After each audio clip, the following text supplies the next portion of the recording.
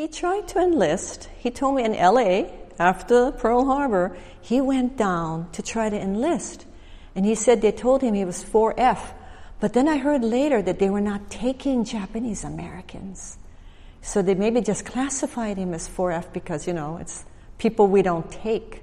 Then later on, they took Japanese Americans, as you know, into the 100th Battalion and the 442nd Regimental Combat Team. My uncle was one of those people. My uncle was a medic in the 442nd. But, they took, I think it was like 1942 by the time they took those people. No, sorry, not 42. It might have been maybe 43 later. So my father, he couldn't go, but he tried. I don't know why, but he tried. He tried to get into the army. But your uncle was there? My uncle was a medic in the 442nd. So you can imagine what he saw. And he never talked about it. He told me he saw someone, I think he said a spear went right through the guy. And, that's all he told me, but can you imagine if you're the medic what else you see? I don't want to imagine. But he lived to 92, so it didn't affect him much. He had a good long life. Was your uncle on the Big Island as well? Or? He was born here, born and raised here too.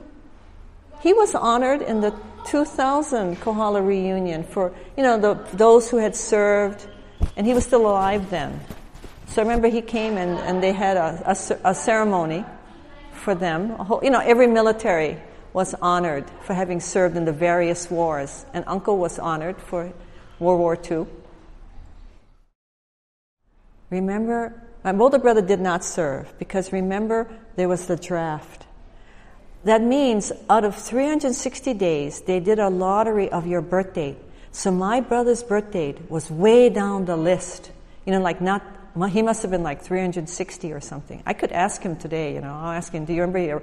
Because everybody did remember their lottery number or whatever that number was called. So he was never called up. He probably had a student exemption too, because he was in college.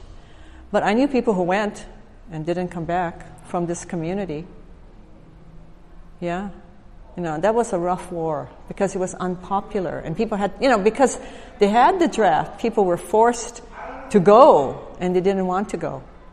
So, and some people you heard that they would even flee to Canada.